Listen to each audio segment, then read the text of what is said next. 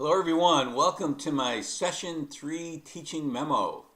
It's still raining here in Poughkeepsie. I was supposed to play golf on Friday at my college homecoming weekend, but that got rained out. We sat around for about 3 hours, got to chat with some of my buddies, but otherwise we did not play golf. However, the sun came out for the football game on Saturday and Dr. Laura and I had a very good time.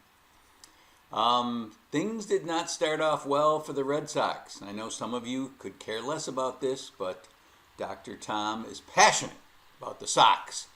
But Sunday night was good for both the Red Sox and Tom Brady, who brought his team back to win with no time remaining.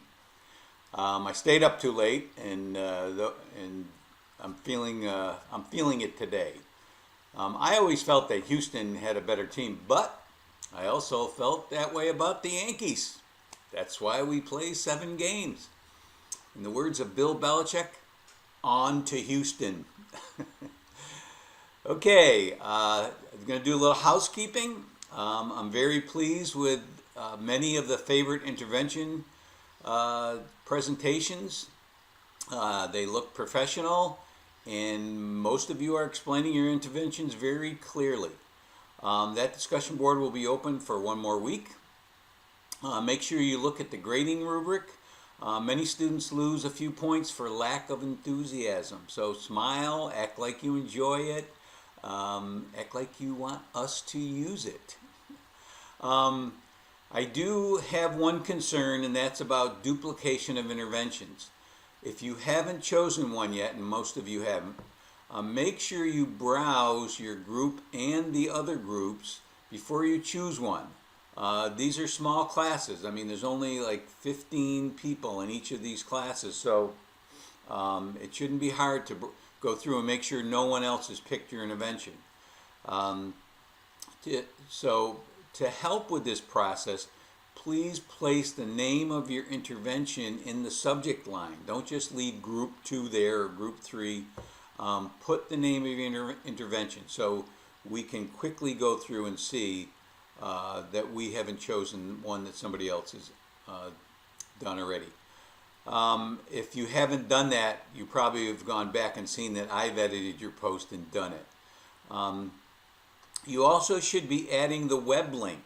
Again, if you've gone back and looked, you've probably seen me edit your post and put the web link in there. So we can go in and click on it and follow along, or copy it and paste it and use it in our own classroom. So make sure you also make the link live. I've told you how to do that in a previous video, and make sure you in the drop down box you select open in a new window. Otherwise it's going to take you out of Blackboard, and you have to go back to get back to Blackboard.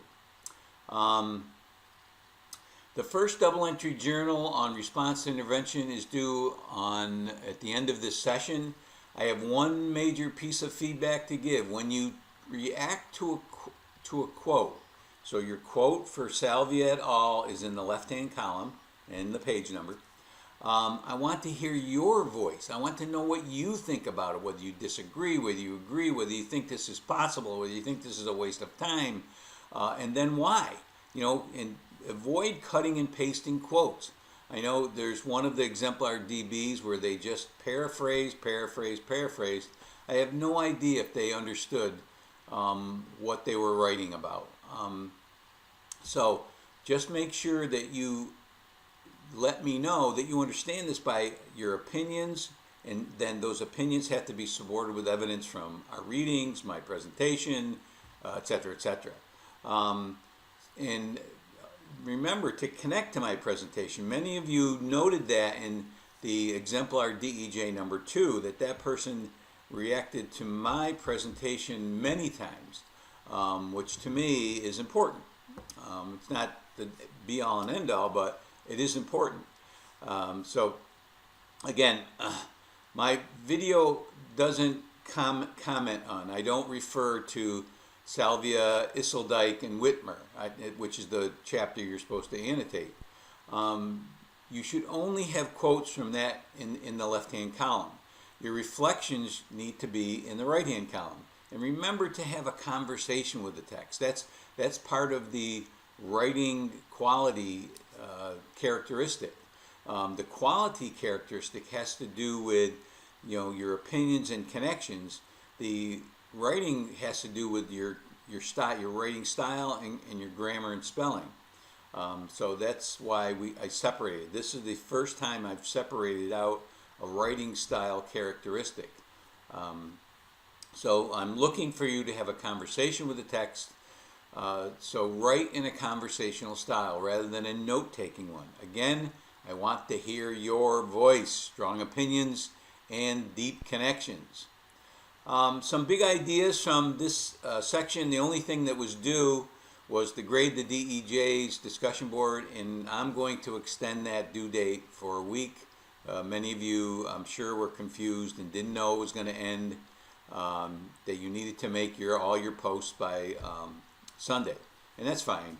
I just want you to get in there and talk about the quality. This is a big idea of this course, is that getting kids to discuss quality before they do a project. And this is basically for project-based essays, things of that sort. In the past, I've started out in the discussion by popping in when I thought people were grading too low, like assigning a grade lower than 2.6. If you notice on the rubric on the top it has the point value, and I do that because Blackboard converts that score to a grade. So if you give somebody a 1 out of 4 on a discussion board, that comes out to be 25%. That's not right. The lowest grade you can get from me is a 65%, and that's if you got all in the right-hand column of the rubric, all novice. So anything lower like a 2/4 would be a 50%, which is failing, and I don't give failing grades unless you don't do the assignment, and then that's a 50%. That's the lowest I'll go. We're going to explore grading practices more in session 11. That's a great discussion we're going to have about, giving zeros and letting people do do-overs. So many of you didn't pay attention to the fact that number 3 was they annotated the wrong text. They annotated Fisher and Fry. Now, in that case, I would still use the rubric. Quantity, how much of the big ideas in Salvia et al. Did they give, and that's where they would get marked way down. As far as their connections and opinions, that's a separate characteristic. As far as writing quality, that's a separate characteristic. So that person could have got a passing grade, and probably did, but I would give that person the opportunity to do it over, because they grade, because their quantity would probably be very low because they didn't get the big ideas of Salvia. Many of you graded number 1 higher than number 2, not realizing that person stopped annotating at page 179, leaving out the big idea of tiers of intervention and also some vocabulary. But the 3 tiers of intervention is a big part of RTI, and you need to walk away from this unit knowing what that is. Also, as I mentioned, they didn't know that number 3 annotated the wrong text. And it was also important to watch my video to know, because I had a lot of information in there about dropping out of school, how many kids are labeled learning disabled, the idea of waiting to fail, the IQ discrepancy model, and it's still being used today.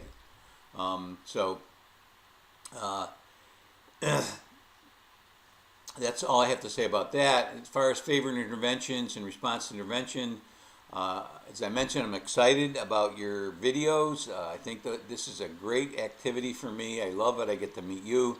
I want to give a shout out to Nora, who's in my 21 section, who was the first to post, who did her intervention on phonics skills. What I liked is that she used the handout. Many of the interventions have handouts with them. Use them, or if there's a picture that shows like a spinner or a game board, put it in your discussion board post. Copy the picture and then paste it into your discussion board post. Response to intervention is one of the most important topics covered in the special education portion of this course because it pertains equally as much to regular education teachers as to special education. In some districts, they don't consider special education as part of RTI. I would say yes, they are, especially in Tier 3, where the intervention is the most intense. So in your DEJs, you need to indicate an understanding of the process from the 7 basic assumptions, progress monitoring using CBMs, rate of improvement, gap analysis, frequency versus specificity, progression through the 3 tiers of intervention, and as I mentioned, the IQ achievement discrepancy model, which is something that is what we call weight to fail. So you should have all those things in your DEJ. So as you can see that all of the resources on Intervention Central, many of them are research-based, many of them are not. You can tell by looking at his references. Jim Wright, who has created that website, will give references to those, will give citations to those that are research-based. Some are just good classroom practices, so keep that in mind if you intend to use any of these strategies in a response to intervention. Your strategy has to be research-based, and you have to implement it with fidelity. In other words, exactly the way they did it in the research. Otherwise, you can't say you're using a research-based intervention. Some of you are making suggestions on how to modify the intervention. That's okay to play with it. But once again, once you change the protocol, you can't use it as a research-based intervention in an RTI meeting. So, with that said, I'm looking forward to reading your double entry journals. Make sure you click on my assignment video, which is right in the assignment folder. And I'm going to go there because some people are writing me and not saying and saying, how do I do this? I don't get it. What am I supposed to do? You'll see right here, this is going to change because I'm going to redo this video today. But click on that, or you can read the transcript here of the assignment. So make sure you look at that. That's it for now. I'll talk to you more in my learning activities assignment video.